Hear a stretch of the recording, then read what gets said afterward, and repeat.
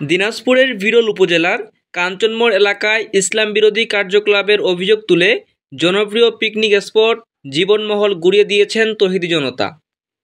বৃহস্পতিবার ২৮শে আগস্ট বেলা ৩টার দিকে তৌহিদি জনতার ব্যানারে হাজারো মানুষ বিক্ষোভ করে জীবনমহলের বিভিন্ন স্থাপনা ভাঙচুর ও অগ্নিসংযোগ করেন। বিক্ষোভকারীদের অভিযোগ, দীর্ঘদিন ধরে জীবনমহলে অসামাজিক কার্যকলাপ ও ইসলাম বিরোধী কর্মকাণ্ড চালানো হচ্ছিল।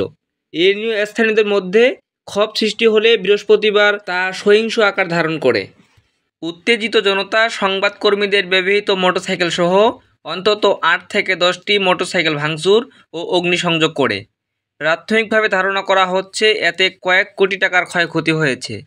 বিক্ষোভকারীরা জীবনমহলের স্বত্বাধিকারী ডক্টর আনোয়ার হোসেন জীবন চৌধুরীকে গ্রেপ্তারের দাবি তুলে সড়ক অবরোধ করে বিক্ষোভ করতে থাকে। এতে দীর্ঘ সময় যানবাহন চলাচল বন্ধ থাকে। পরে বিকেল ৫:৩০টায় প্রশাসনের আশ্বাসে তৌহিদি জনতা অবরোধ তুলে নেয়।